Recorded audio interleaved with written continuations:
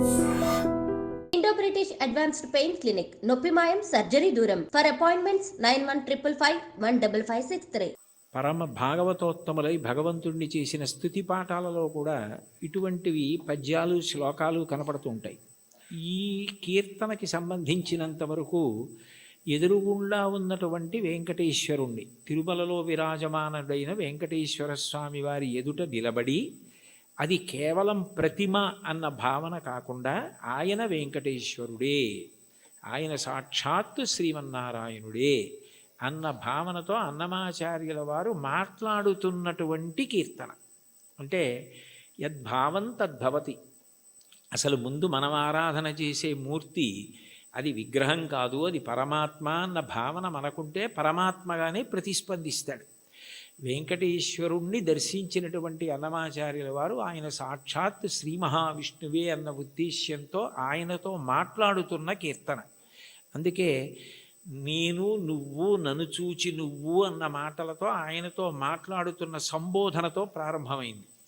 అందులో అంటారు, నన్ను చూచి హరి నువ్వు నవ్వకుండేవా.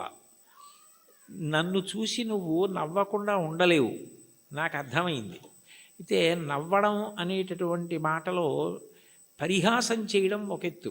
అంటే నువ్వు చేసేది తప్పు, నువ్వు చేసేది సరైన పని కాదు, అయోగ్యమైనది, అనౌచిత్యమైనది అన్నప్పుడు పరిహాసాస్పదంగా ఆయన నవ్వడం వేరు. వెంకటేశ్వరుడి నవ్వు శుచిస్మిత. రామాయణంలో అంటారే, తృణమంతరథ కృత్వా ప్రత్యువాచ శుచిస్మిత అంటారు. ఒక కన్నతల్లి పసిబిడ్డడి యొక్క అమాయకత్వానికి ఎంత శుద్ధమైన నవ్వు నవ్వుతుందో, ఎంత పవిత్రమైన నవ్వు నవ్వుతుందో, భగవంతుని యొక్క నవ్వు అంత పవిత్రంగా ఉంటుంది మనం చేసే అమాయకపు పనులు చూసి. తల్లి ఏదో వేడిగా ఉన్నటువంటి పాయస పాత్ర అక్కడ ఉంటే పిల్లవాడు వెళ్ళి నేను తినేస్తానని పాయస పాత్రలో చెయ్యి పెట్టబోతే, నువ్వు తినలేవురా, అది చాలా వేడిగా ఉంది, నేను చల్లారి పెట్టి పెడతానని చెప్పి ఎంతో ప్రేమగా నవ్వు నవ్వి వాడిని దూరంగా పెట్టి ఉప్పుని ఊది చిన్న చిన్న ముద్దలు వాడి నోట్లో ఎంత ప్రేమతో తినిపిస్తుందో అంత ప్రేమతో నవ్వుతాట భగవంతుడు. అందుకని భగవంతుని యొక్క నవ్వు శుచిస్మిత, మందహాసం, చిన్న నవ్వు నవ్వుతాడు అని. అందుకని మూకశంకర్లు మందస్మిత శతకం చేశారు. 100 శ్లోకములు ఆయన నవ్వు మీద చేశారు, అమ్మవారి నవ్వు మీద. అటువంటి భగవంతుడు దేనికి నవ్వుతున్నాడు అన్నమాచార్యుల వారిని చూసి అంటే, ఆయన నేను ఈ మార్గం పట్టుకున్నాను కాబట్టి నేను తరిస్తాను అని అనుకుంటున్న వాళ్ళని చూసి నవ్వుతాట. ఎందుకని అంటే, ఏ మార్గం మీరు పట్టుకున్నా అది ఎక్కడ వరకు తీసుకెళ్ళగలదు అంటే భగవంతుడు ఉన్న చోటుకి తీసుకెళ్ళగలదు, భగవద్ దర్శనం చేయించలేదు. మీకు అదేదో నేను గొప్ప కోసం చెప్పట్లేదు, ఉదాహరణ మీకు బాగా పట్టుకోవడానికి చెప్తున్నాను. మీకు నన్ను చూడాలి అని అనిపించింది అనుకోండి, ఆయన ఎక్కడ ఉంటారండి అని అడుగుతారు. ఏదో పలానా చోట ఉంటారండి అని చెప్పారనుకోండి, మీరు అక్కడికి రాగలరు. కానీ తలుపు తీసి మా అబ్బాయి ఇవాళ ఆయన ఎవరిని చూడాలనుకోవట్లేదండి, ఆయన ఏదో చదువుకుంటున్నారు, నేను ఎవరిని చూడనని చెప్పారు అన్నారనుకోండి, మీరు చూడగలరా నన్ను? సాధ్యం కాదు. కానీ ఎవర్రా అని నేను అడిగాను అనుకోండి, వాడు వచ్చి నాకు ఏదో చెప్పాడు అనుకోండి, సరే ఉండు 5 నిమిషాలు చూసి వస్తాను అని నేను వచ్చాను అనుకోండి, నేను మిమ్మల్ని చూడాలని వస్తే మీరు నన్ను చూడగలరు తప్ప మీరు చూడాలని వస్తే నా చేత మీరు చూడబడలేరు, మీరు నన్ను చూడలేరు. మీరు నన్ను చూడడం మీ చేతిలో లేదు, నా చేతిలో ఉంది. ఇంత చిన్న విషయమే అలా ఉంటే భగవద్ దర్శనం, భగవద్ అనుభవం మనం పట్టుకున్న మార్గం వల్ల ఫలితంగా వస్తుంది. అదేనా కర్మ? కర్మ అయితే ఈ కర్మ చేస్తే ఈ ఫలితం వస్తుంది అని చెప్పచ్చు. అబ్బాయి నువ్వు ఈ పొలాన్ని దున్నవయ్యా, విత్తనాలు వెయ్యి, ఇలా నీరు పెట్టు, మొక్కలు వస్తాయి అని చెప్పచ్చు. భగవన్మార్గంలో నీవు ఈ మార్గాన్ని పట్టుకుంటే నీకు తప్పకుండా భగవద్ దర్శనం అయిపోతుంది, మోక్షం పొందగలవు అనుకుంటే అందులో ఎప్పుడూ 2 అంగుళాలు తక్కువ వస్తుంది. నేను చేస్తున్నాను కర్తృత్వం, దాని చేత ఈ ఫలితం వస్తుంది ఒక ఆశ. ఈ 2 మనసులో ఉండి పాటించిన ఏ పద్ధతి కూడా భగవంతుణ్ణి పూర్తిగా చేరనివ్వదు. అదే భాగవతంలో ఉలూకల బంధనం. యశోద ఎంత ప్రయత్నించి కృష్ణుడి బొజ్జ కట్టేద్దామని తజ్జనని లోగిటంగల రజ్జు పరంపరల తేవంగా ఆ బొజ్జ తిరిగి రాదయ్యే జగజ్జాలములున్న బొజ్జ కట్టందరమే. ఇన్ని తాళ్ళొచ్చి ముళ్ళేసి చుట్టూ తిప్పినా 2 అంగుళాలు తక్కువ వస్తూనే ఉంది.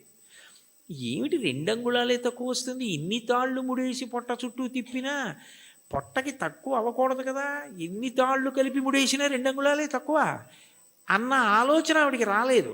ఆవిడ మరిచిపోయింది. ఆవిడ ఇందులో నిమగ్నమైపోయిందంటే ఆయన కడదాం అనుకుందంతే. అప్పుడు ఆయన కట్టబడ్డాడు. మీరు జాగ్రత్తగా తెలుసుకోవాలి, ఆవిడ కట్టలేదు. అందుకే వడల చెమటలగయ నొత్తరీయముజార తురుముకున్న విరులు జారిరాల కట్టరాని తనను కట్టెదనని చింత కట్టుకున్న తల్లి కరుణ చూచి. చిక్కడు సిరికౌగిటిలో చిక్కడు సనకాది యోగి చిత్తాబ్జములన్ చిక్కడు శృతిలతి కావలి చిక్కెనతడు లీల తల్లి చేతన్ రోలన్. ఆయన వేదమంత్రాలకి దొరకడు, ఆయన లక్ష్మీదేవి కౌగిటికి దొరకడు, ఆయన సనకసనందనాథుల మనస్సులో ఎందు దొరకడు. కానీ ఆయన దొరికిపోయాడు యశోదకి. ఎందుకు దొరికిపోయాడు అంటే ఆమె ఎందుకు చేస్తోందన్నది ఆమె మరిచిపోయి ఆయన ఆయనని కట్టడం అన్న దాంట్లో 2 అంగుళాలు తక్కువ వచ్చాయన్నది ఆవిడ మరిచిపోయినప్పుడు కట్టబడ్డాడు.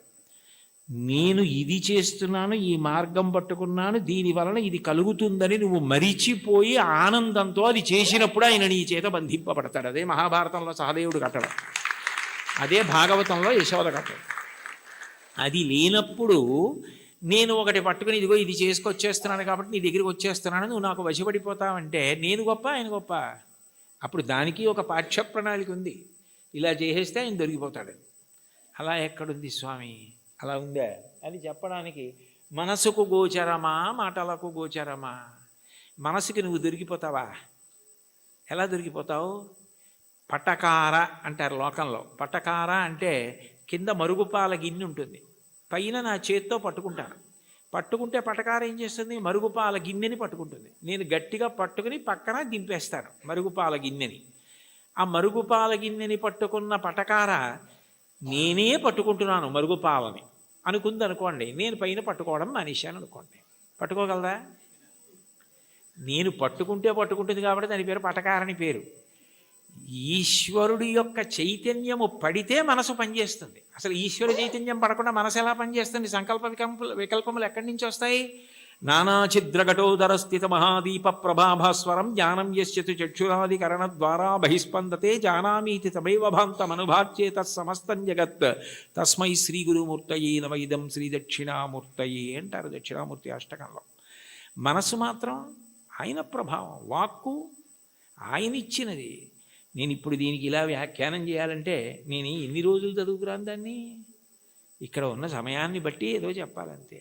నాకేదో భావన వచ్చిందనుకోండి, ఆ భావన నాలో కదిలినప్పుడు మూలాధార చక్రం దగ్గర నుంచి పైకొచ్చిన గాలి బ్రహ్మరంధ్రం దగ్గరికి వెడితే నువ్వు అట్లా నిర్గమించకూడదు, సమయం రాలేదని వెనక్కి తోసేస్తే నోటిలోకి వచ్చి నిలబడిన వాయువుని నాలుక కదిలి నొక్కితే సొట్టలు పడి గాలి అక్షరములై నా నోట్లోంచి బయటికి వస్తున్నప్పుడు అక్షరములు పదములై పదములు వాక్యములై నా భావనని పట్టుకుని ఆకాశగతమై వచ్చి మీ చెవులలోంచి లోపలికి వెడితే నా భావాలు మీ భావాలు అవుతున్నాయి. సభాభ్య సభాపతిభ్యశ్చ భో నమో నమో.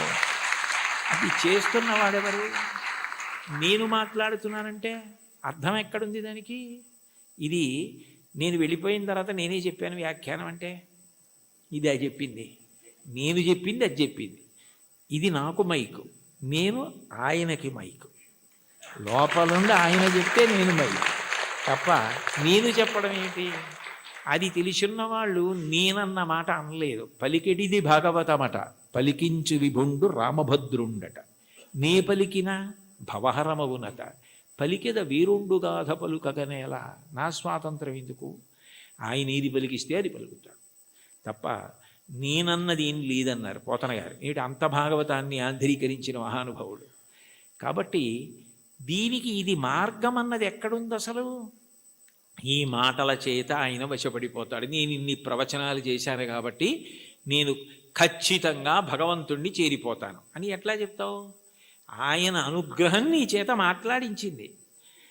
నీవు మాట్లాడడంలో నిన్ను నువ్వు మరిచిపోతే మాట్లాడడం నీ నిప్పి మరిచిపోవడానికి, నీ బాధ మరిచిపోవడానికి కూడా కారణమైపోతాయి. నిజంగా నీకేదో నొప్పిగా ఉంది, అయినా మాట్లాడడంలో నువ్వు ఆ నొప్పి మరిచిపోతున్నావు అంటే అన్నీ మరిచిపోవడానికి నీకున్నది సాధనం అయిపోతాయి. అప్పుడు ఈశ్వరుడు వశపడతాడు తప్ప ఇది నాకు మార్గము, దీనికి ఇది ప్రయోజనము అని అనుకున్నంతకాలం నువ్వు వశపడతావా స్వామి? అంత అమాయకుడివా? అది సాధ్యమా? అంటే ఆ మైమరుపు రావాలి. అందుకే మీరు చూడండి, తన్మయుడైపోయాడండి అంటారు. తన్మయుడైపోయాడండి అన్న మాటకు అర్థం ఏమిటి? తత్ యందు మయమైపోయాడు. ఏమంటే మరి దొంగ మీ జేబులోంచి డబ్బులు తీసేస్తుంటే మీకు తెలియలేదా అన్నారనుకోండి, ఆ శోభారాజు గారు కీర్తన పాడుతున్నారండి, దాంట్లో తన్మయం అయిపోయానంటాడు. అంటే మనసంతా ఆవిడ కీర్తన యందు మగ్నం అయిపోయింది. దొంగ జేబులో చేయి పెట్టడం కానీ డబ్బులు తీయడం కానీ తెలియలేదు. చర్మానికి స్పర్శ ఉండదా? ఉంది. కానీ ఎందుకు తెలుసుకోలేకపోయింది? అంటే మనసు పాట యందు తన్మయం అయిపోయింది. అలా నువ్వు ఏది చేస్తున్నావో దాని ద్వారా నువ్వు తన్మయం అయిపోతే అప్పుడు ఈశ్వరుడు వశపడతాడు.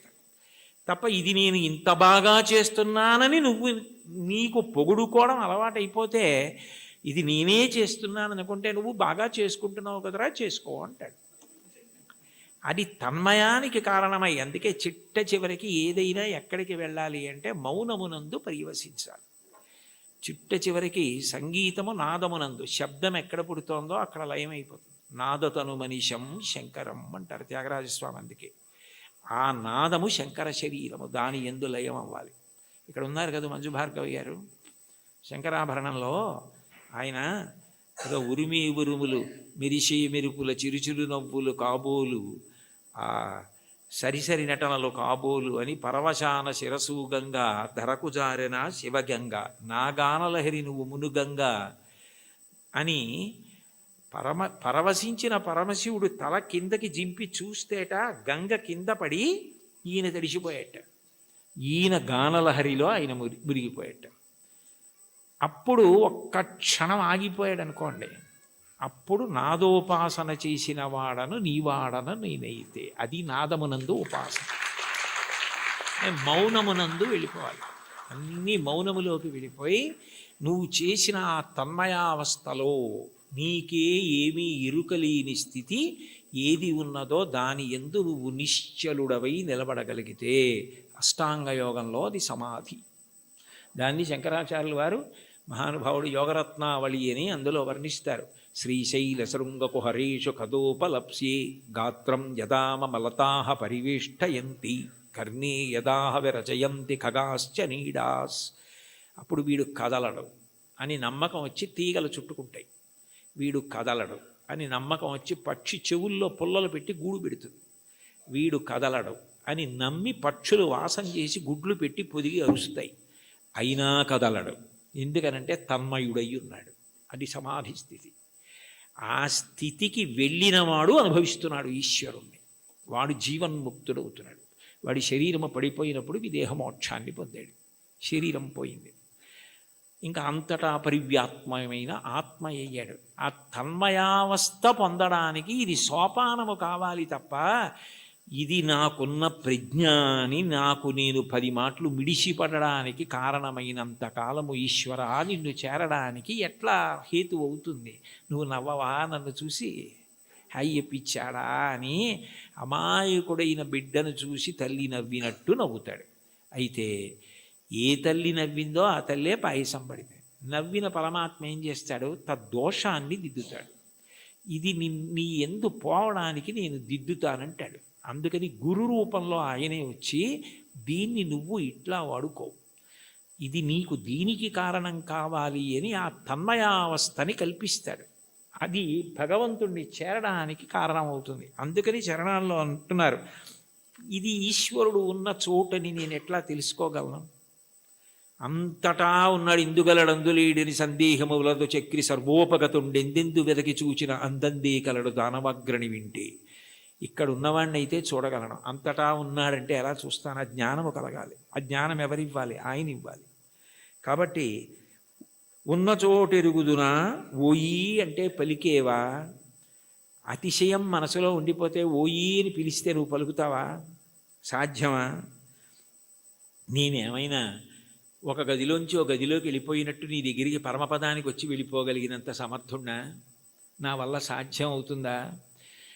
ఇంత పారవశ్యం ఉండి ఇంత గొప్పగా విష్ణు సంకీర్తన చెయ్యగలిగినటువంటి మహాజ్ఞాని, భక్తి వైరాగ్యము కలిగినటువంటి వారు తన మీద పెట్టుకుని నన్ను చూసి నువ్వు నవ్వవా అని పాడడంలో ఉన్న గొప్పతనం ఏమిటంటే, వీరిని చూసి నువ్వు నవ్వవా అని రాశారనుకోండి, అతిశయం అవుతుంది. అందుకని నిజానికి ఆ హేయ గుణములు లేకపోయినా తన యందు ఆరోపించుకోవడం పరమ భక్తికి తార్కాణం. అది భక్తి యొక్క చరమస్థితి.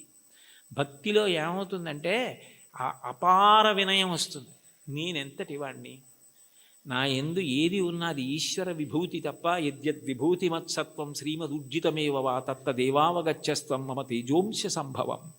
నా యందు ఏ తేజస్సున్నా అది ఈశ్వరుడి అనుగ్రహం. ఆయన తేజస్సు తప్ప నాది కాదు. ఆయన ఉపసంహారం చేస్తే ఎంతసేపు, ఆయన అనుగ్రహించాడు కాబట్టి నడుస్తోంది అన్న వినయం ఎక్కడుంటుందో అక్కడ అనుగ్రహం ఉంటుంది. అందుకే మీరు చూడండి, మహాత్ములైన వారెవ్వరూ ఈ వినయం తప్పరు.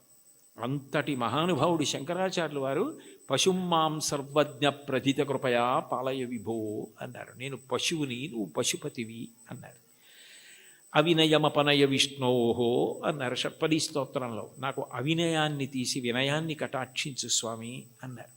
భాగవతోత్తముల యొక్క గొప్ప గుణం ఏమిటంటే, ఎప్పుడు వారు ఇది నాది అన్న భావన పొందరు. వారికి అన్నింటికన్నా చదవడానికి భయమైంది ఏమైనా ఉంటే ఏంటంటే సన్మానపత్రం.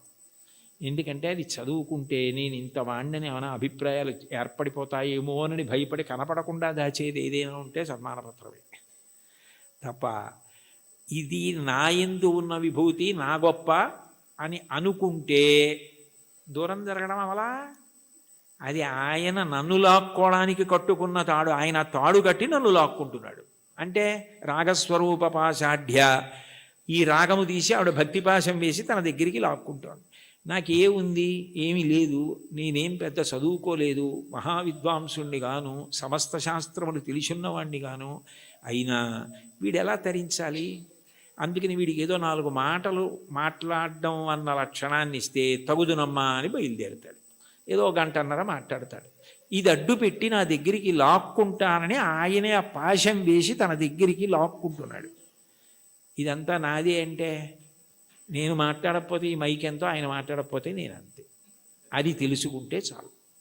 ఆ వినయాన్ని ప్రతిపాదించి ఈశ్వరుణ్ణి చేరడానికి మార్గములు కావు. ఏ మార్గము పట్టినా ఆ మార్గము ద్వారా నువ్వు కాదు కర్తృత్వంతో చేరేది. ప్రీతి పొంది ఈశ్వరుడు ఆక్కోవాలి, ప్రీతి పొంది ఈశ్వరుడు కలుపుకోవాలని గుర్తుపెట్టుకో, వినయాన్ని నిలబెట్టుకో. అది తాత్పర్యం కీర్తనకి. చాలు. ఏకశబ్ద సమ్యజ్ఞాత సృష్టప్రయుక్త స్వర్గే లోకే కామదుగ్భవతి. ఒక్క మాట పరిపూర్ణ విశ్వాసంతో చెప్పుకున్నా విన్నా పూర్ణ ఫలితం. ఇప్పుడు ఆ కీర్తన అంతా చెప్పారనుకోండి, నేను 4 నెలలు ఉండాలి ఇక్కడ. కష్టం కదా. ఇది ఇచ్చ.